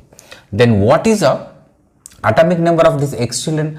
After emission of beta particle atomic number is increased by 1, 73. Before it should be 72. That's it. So it is just a reverse order. You should be very careful. So we should have just patience. So don't be hurry in solving these kind of questions. Definitely we might go wrong. So have patience. Do slowly. Definitely we'll get it. Okay, copy it. Energy. So children, so these are the two last what you can say numericals. It's not like a numerical type, but a bit conceptual based also here needed. Okay na? So after these two, what we'll be having just happy ending. Hopefully yours will be having happy ending after your physics exam. Definitely you'll be having all happy endings after all examinations. So after completion of your exam, children, physics exam, just come back to our channel, just try to tell how you wrote exam. Definitely I'm going to get, of course, a good feedback. I wish you all should do the best way. Okay, so let us come to the session. It is given that, children, here mass defect is given 0.2 AMU. So we need to calculate the energy. So the amount of energy which is released equivalent to this much amount of mass actually. So already we know that what for suppose, children, here if 1 AMU amount of mass is disappeared, 931.5 what we can say mega electron volt energy is released for 1 AMU. Then for this much, just multiply with that over. So E is equal to 0.2 into 931.5. This is going to be 186.3 mega electron volt. Just check that, mega electron volt. That's it. Okay, now fine. Now come to this one, children. So this is its homework for this academic year. This is a last homework. I'm going to give you this B section. So hopefully you will try this. Comment your answer. So let me tell you this A cylinder. So children, whenever you are solving these kind of questions, so make sure that, remember one thing. So during a nuclear reactions, atomic number and mass number conserved.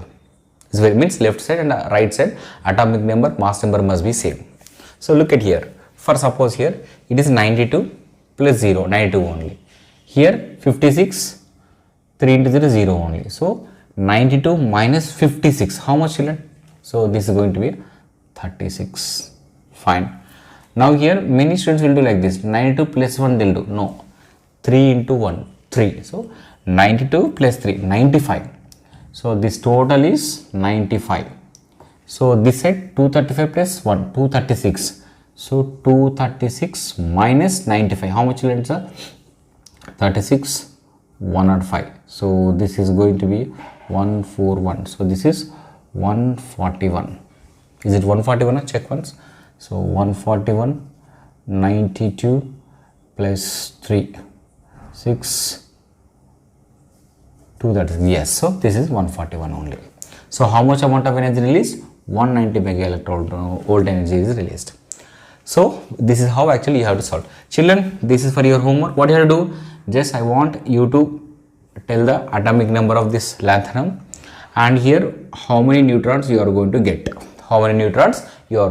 So children, this is our complete session. Maximum I tried my level best to cover the numericals. Children, again I'm telling you, so I'm not saying that just you practice these numericals, same numericals will be given in the exam. It is not like that. So all models we covered. So what happens when you can have a practice of all these numericals, definitely you will get the ability to solve any other numericals also, because your concept is important and we cover all concepts, right? Is it clear? Fine. Again, I'm telling you, whenever you are solving the numerical, you should be very careful. First, after solving the, what we can say, just reading the numerical, first try to read the data given. This is very, very important, and many students are not doing. Just write the data given, think about the data. Definitely, you will get that what idea about the formulae. Yes, use that formulae. And one more thing is that after getting answer, think about the unit. So what are the units which you have to write? So what physical quantity you are calculating? So accordingly you can add the units, children. That's very important. See, in a mathematics, just getting answer is enough. But whereas in physics, you should get the answer and even you should write the correct unit. And since 1 year, you people have been doing hard work, then now it is a time to prove your talent, children. So the time has come. So where you are going to show your talent, your hard work and everything. Children, remember one thing, 1 year hard work you are going to show in a 2 hours. So you should be very, very, very careful. Am I clear? So this is the 2 hours which is going to decide your ability. These are 2 hours, just don't think just 2 hours. It's your lifetime work, right? It is. Since years you are working. But 10th class is the base where you are going to get your results officially. So children, be cool, don't get tensed. I think you might have written previous exams also very well. Don't worry, you are going to do your exam best, man. I'm telling you, just have faith. It's very, very important. It's a believe in yourself. You prepared very well already. Now don't be hurried, don't run, don't think about your friends, how their preparation is going, or else don't think about your past exams, whether those exams were good, bad, you leave it. So some students are there, they'll be thinking about the previous exam. Previously I could not do well. No problem. Now you are going to the best, right? Because you had a great preparation. Believe that. So you people did all great work actually. Okay, na? Is that clear? Just believe in you. Be cool. So just relax. So before exam, at least 3 hours before or 2 hours before, if possible, just stop reading, because I have seen many students are preparing just even in front of that examination hall also. Don't do that, children. Is that clear? So last, let me tell you one tip actually here. So if you have at least 1 day time for your exam, then try this. So write all diagrams at one place. Check, are you okay with all the diagram? Then list out all the formulas. Okay, na? Then list out even the units of physical quantities. So this is the thing what you can do just before examination, so that you will have full clarity. Okay, children. So I wish you a very, very, very, very all the best, children. You are going to do the best. Definitely. Again, I'm telling you, after completion of your exam, just come back to your channel. Just just give your feedback how you wrote your examination. So I pray to the God. Definitely, God will be with you, children. So He will give you confidence. So definitely you have the courage to face your exam, you will do the best. Okay, children. And finally, only one word. So what is that? All the very best.